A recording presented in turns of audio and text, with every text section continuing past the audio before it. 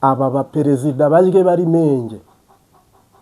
Ubu ni ubutumwa nzanye ku murango, bajye bari menge, kuko Trump arava muri Iran aje guhirika ubutegetsi bw'u Burundi, aje guhirika ubutegetsi bw'u Rwanda. Untahura unyumve, ndaguha ingero zifatika, ndaguhide fati ibimenyetso bigaragara. Kandi je ntabwo ndi bugendere kuri Jariki Kisasa, Kayumba Nyamwasa Kisasa, M23 n'u Rwanda, Gabo Delegado.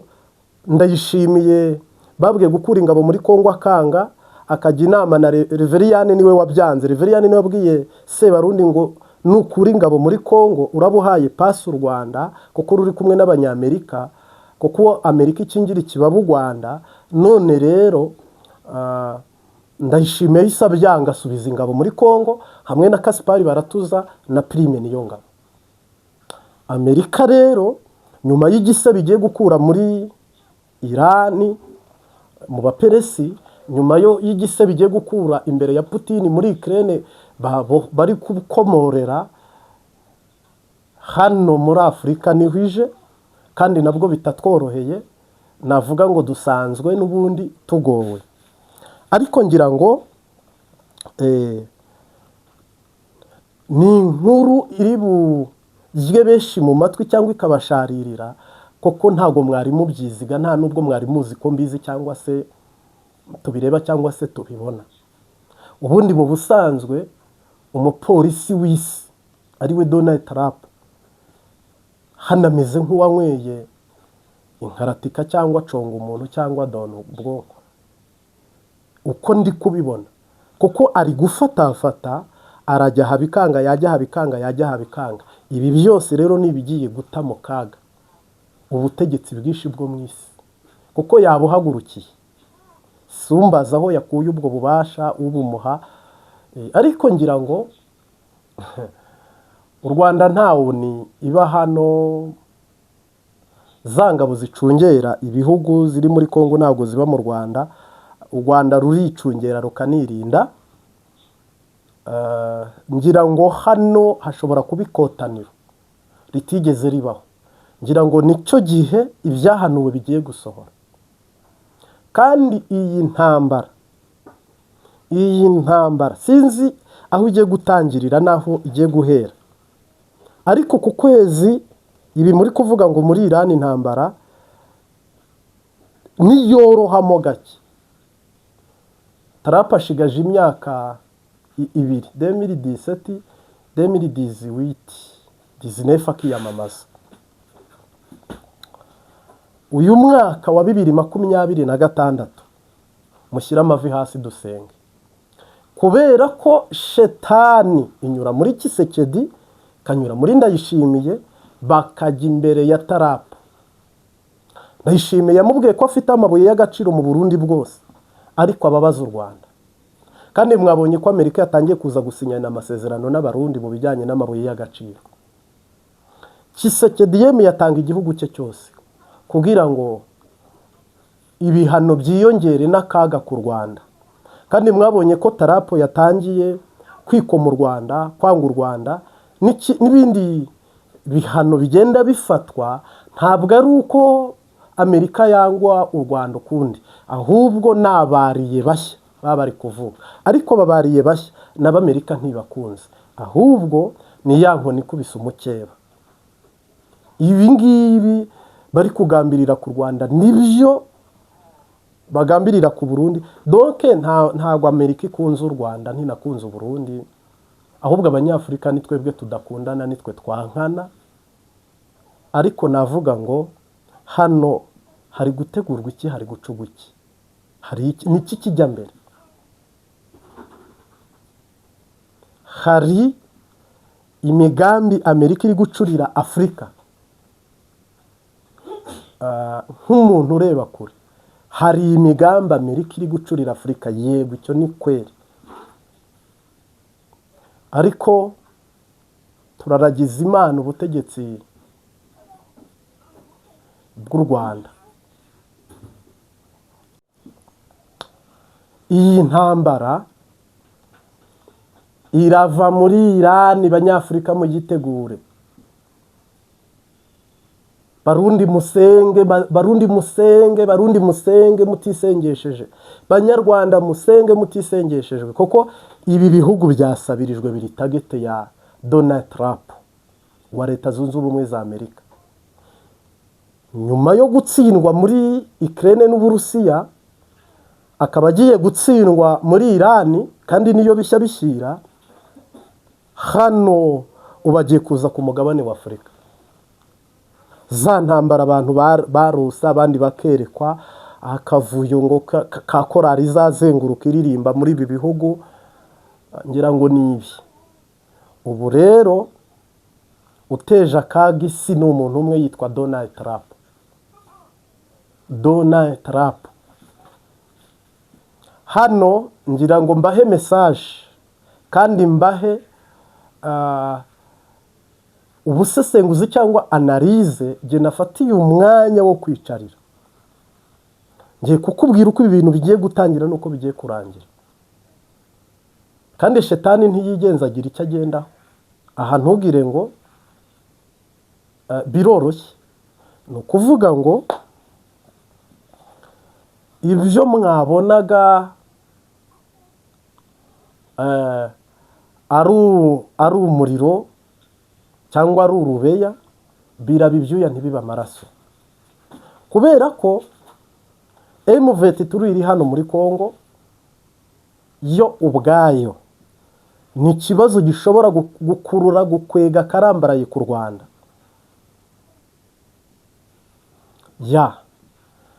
Ndayishimiye uri kurwana muri Kongo uyoboye Burundi. Ni ikibazo kitoroshye, ni umuperezida ushobora gukururira karambaraye Burundi, kuko Trump yaramubwiye ngo kurayo ingabo, ntiyazikurayo ahubwo azisubizayo. Ngira ngo Ndayishimiye yabibwiye ndi kuriyo ngo dukureyo ingabo, ndi kuri yaravuga ngo Abanyamerika baba bari kuguhenda, baba bashyigikiye u Rwanda, twebwe inyungu zacu zigatakara. Kandi mwibuke ko kuva Ndayishimiye yajya muri Kongo nibwo iri shyirahamwe rya Ndayishimiye ryitwa FOMI na Ndikuriyo niho ryagize imbaraga, batangira kwagura mu mahanga, amafaranga ava mu gisoda menshi ari muri FOMI. Ibi rero bivuze iki, bisobanuye iki? Bivuze ko hano muri Afurika hari abaperezida babaye nk'abasuzugura Donald Trump, baba nka Maduro, ntibumvira Leta Zunze Ubumwe za Amerika. None rero navuga ngo Isirayeli, iyi ni intambara ya Isirayeli yatumiyemo Amerika, kumwe abantu baguzanya kurima no korora no guhinga bagahana mu birimba. Isirayeli yatumiye Amerika ngo ino dufashe kurwana muri Irani, twebwe tubaka ububasha, tuba ba mbere bafite intwaro bakomeye, koko bira bihugu byo mu kigobe Amerika irabikotorora, nta bushobozi bifite, ntibyigenga. Na Amerika iriyo, igisirikare gikomeye muri Qatar, muri Arabia, muri Abu Dhabi ni cy'Amerika, za Iraq, za Kuwait. Ibindi bisigaye nta kigenda. Syria zarasenyutse, Palestine zarasenyutse, hano mu Bahuti muri Yemen barasenyutse. Amerika rero, Isirayeli isigara ivuga iti igihugu buno dufite kiduhanze ni Irani, ninyisenya mu bya gisirikare, namwe mugasenya Abashinwa mu bya peteroli iri muri Irani mukayifatanya n'iri kuva muri Venezuela, Ubushinwa muzabufata kunda, mwebwe muyiha Abanyaburayi n'Abanyamerika, mucukuri iyo mushaka, mutwari iyo mugomba. Ni mumara kandi Uburusiya bwo buri mu bihano. Uyu munsi wa none planning zose zapfubye, imigambi yose ya Trump yafeyirinze. Bakomoreye Uburusiya, intambara yo muri Irani yakomeye Amerika ntikirwanye ngo igitsinde, igiye kuba intambara bagarandishije, kuko Trump yavuze ko mu kanya aza gutangaza abafatanyabikorwa bagomba kumwiyungaho bakajya kumufasha gufungura Hormuz. Ibyo bintu biri kuvuga ko Trump natsindwa muri Ukraine, agatsindwa muri Iran, agatsindwa muri umuntu umwe gusa witwa Donald Trump isi ayitaye mu kaga, ayitaye mu kangaratete ku buryo butigeze kubaho mu binyejana dutambutse. Ubu nibwo tujugunye mu kajagari tutigeze ubundi tubamo, tutanateganyaga. Kuko uyu Donald Trump yateje intambara muri Ukraine, ubwo na Amerika ku bwa Joe Biden. Trump agezeho reba yiteje mu kigobe cy'abaperesi. Ubu noneho Trump yabaye nk'uri gusekura amazi, intambara yamubanye ngari, intambara yamunaniye. Ibyo yajyaga abwira abantu ngo arafungura umuhora wa Hormozi byanze, ibyo gutsinda Irani biranze, yahamagaye isi yose ngo imujye inyuma kukubita no kwirukana no gutsinda Irani. Kandi ibi biri kuba bantu duturiye umugabane wa Afurika. Aharava hariya za muri Afurika. Kandi muri Afurika koko ubu muri Afurika natwe turi guhumuka. Abantu benshi mwabonye uko bagenda bavuga, badogiteri batandukanye, abaprofeseri batandukanye, bari kugaya, bari kunenga Amerika. Rero inkoni ya Amerika irava hariya n'ibira bikiriho simbizi, ariko irava hariya ije kubabaza Abanyafurika. Ubyumve ntubyumve, Amerika irajwe ishinga, irajagaraye cyane, iri gukebuka ikabona Ubushinwa buragiye, igakebuka igasanga Uburusiya burayisize, igakebuka igasanga Afurika hari ibihugu binibi bimaze kwigenga. Donc irajagaraye kandi ishaka kuyobora byose. Ibaye nk'umungeri wasohoye intama nyinshi, noneho ntabashe kuzikotorora kandi agashaka kuzizingira ahantu hamwe. Wahahiye he, wariye he? Ejo bundi mwumvise ari kuvuga ngo nuko noneho ngo Uburusiya tubakuriyeho mbarirwa ku bitoro, ngo nimucuruze n'Abanyaburayi. Donc ngo mucunge neza, ngo Ubushinwa ngo butaba buri gufasha Irani. Ibintu by'akajagari gusa wavuga ngo none uyu mupolisi w'isi ko ashobora kuba yanyweye urumogi, cyangwa akaba yanyweye inkaratika, cyangwa akanywa conga umuntu. Big Daddy nakwambia ni hatari. Ngira ngo Israel iri mu gahinda. Ubu noneho haje misile plastike shya. Ubu Qatar iri mu mubabara, ibintu byayo byangiritse ku rwego rwo hejuru. Kuwait yo ntibikivugwa, Dubai yo ntibikivugwa. Mwabonye abacuruzi bagaragara kuri televiziyo y'u Rwanda bashoraga ibintu muri Dubai bamaze guhomba arenga miliyoni zirenga 100 z'amanyarwanda kubera ibintu byamaze kuborera mu mafirigo. Koko bagumaga bababwira ngo iminsi 15 indege ziraba zitangiye gufata ikirere zerekeje Dubai, zerekeje Qatar. None ahubwo intambara imaze iminsi 15, ariko babahaga iminsi 3, ngo mu minsi 3 barafungura, muri 3 barafungura. Trump yarazi ngo intambara arayirwana iminsi 3 ngo bibe birarangiye. None nta na gahunda Irani ifite yo guhagarika kugwana, nta gahunda Amerika ifite guhagarika kurwana, ahubwo ibihugu birimo biritegura bimwe bijye kuri kote nk'uko Ukraine byagenze, ibindi bijye kuri kote nk'uko Uburusiya bwagenze. Ubwo abagiye kujya kurwana kuri Irani mu baperesi bari kwitegura, bagiye kurwana ku ruhande rwa Amerika bari kwitegura. Niba rero ari ibyahanuwe, Yesu yaravuze ngo mu bihe by'imperuka, mu bihe bya nyuma hazabaho ibihe birushya. Navuga ngo tubisohoyeho. Ubu rero navuga ngo muri Afurika ibintu bigiye guhenda, kuko ibintu byose binyura mu bwikorezi. Ntabwo Afurika yihagije mu biribwa, ntiyihagije mu binyobwa, ntiyihagije mu miti, ntiyihagije mu bworozi. Byinshi muzi ko n'amafi twajyaga menshi ava mu Bushinwa, indagara nyinshi ziva Zanzibar, Tanzania, zigenda zihererekana, ariko ibyo byose bikurwa n'igitoro n'amayesasi. Ahubwo ufite ubushobozi ahahe stoke y'amezi 6. Naho nibitaba ibyo n'ubundi aho inzovu zigwaniye narabivuze hababara ibyatsi.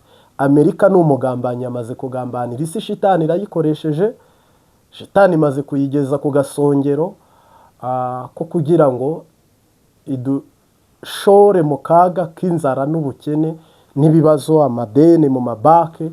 Koko niba hari abantu bacuruzaga ibintu bajyana ku isoko mpuzamahanga bikaba bihagaze, ikibazo ni Amerika.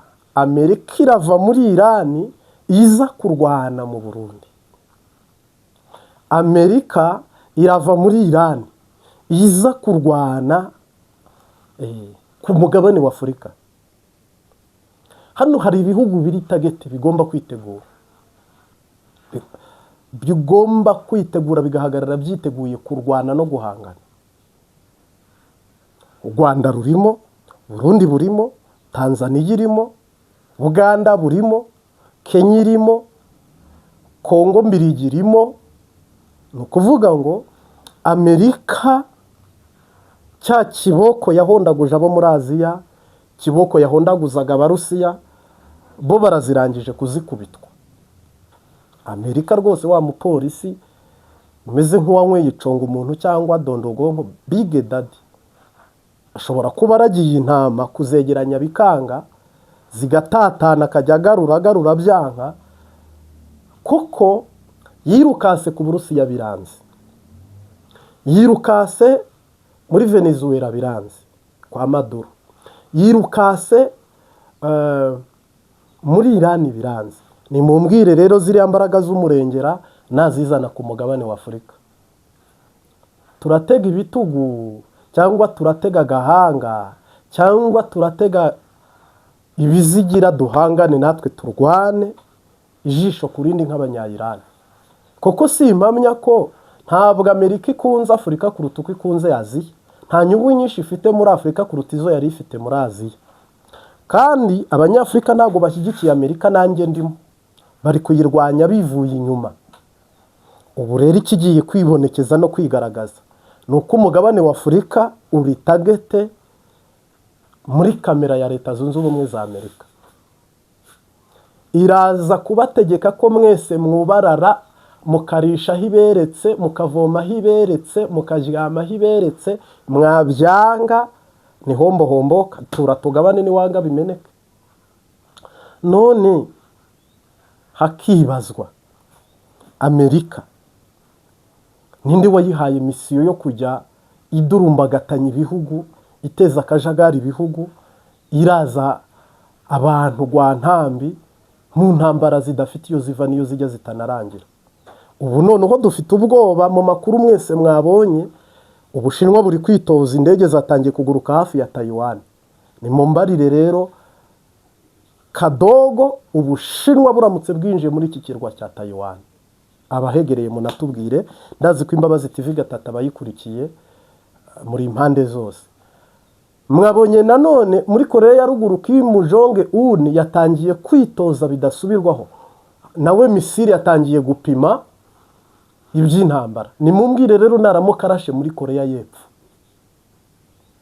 Amerika bagiye kugicanganyukisha, bayisaze, bayitesha umutwe, bibe nka yanka ikibugu kiriye igakoresha umurizo bikanga, igakoresha umutwe bikanga, ikaguma yiruka ku musozi yasaze. Rero ibyihita niyo inyuze mu myaka irakandagira ikishyikiriye irahonyora. Amerika rero ishobora kuba yagwaye ingwara Afurika itari buyivure, Uburayi butari buyivure, Amerika itari bwivure, ndetse n'umugabane wa Aziya utari buvura Amerika ibisazi ishobora kuba yagize. Nimba ivuga uku, hano muri Afurika igenda ibakingira ikibaba ku bw'inyungu, bacukura amabuye bayishyira, bajya kuregana bakigura, biragumuko. Wagize ngo biragumuko. Hajya CNDD-FDD iremera kuvaho iha Amerika iyobore. Hajya inkotanyi ziremera kuvaho baha Amerika itware. Ubu noneho abanyamerika baciye ruhinga ukabona bari gufasha Jarike, Kayumba Nyamwasa, babahuza na Kisekedi, FDLR igira ijambo ngaho Gabo Delegado muri Mozambique. Ibyo bintu byose ni umujinya uri kwiyegeranya, ni ikirere kiri gucumbeka, ni umuriro, ni umucanwa barimo barenyegeza. Aho rero biguma byoroha. Hano hari ikintu kiri gutegurwa, hari ibintu biri gututumba, bantu badasenga, abantu batari kumwe n'Imana. Iyi ntambara navuga ngo igisirikare cy'u Rwanda, igipolisi cy'igihugu cy'u Rwanda, Imana ibarinde, mwakoze neza, ibi mwakoze ntabwo bigomba gusenyuka. Abanyarwanda basenge, umuntu wese abijisho rya mugenzi we. Ntabwo twe tuzabyemera ko Amerika iza gusenya mu nyungu za FDLR, ko Amerika iza gusenya mu nyungu z'amabuye y'agaciro ishaka muri Kongo cyangwa n'ahandi cyangwa no mu Rwanda. Oyaye, tubyiyamirije ku murango. Mu myaka 30 aho Perezida Kagame agejeje u Rwanda, biraduha icyizere ko mu myaka 80 RPF inkotanyi zibaye Imana izishyigikiye ikazirinda, zaba zigejeje u Rwanda aho nakita rufite ubushobozi bwo kwigenga no kwigaba. Twaba dufite ubushobozi buruta n'ubwo Iran ifite, kuko hano hari ibihugu bikoze imyaka irenga nka 500 cyangwa se irenga na 200, ariko bitaragira ubushobozi nk'ubwo u Rwanda rufite mu myaka 20. Kagame rero turamubaniye, ni umuntu w'umugabo.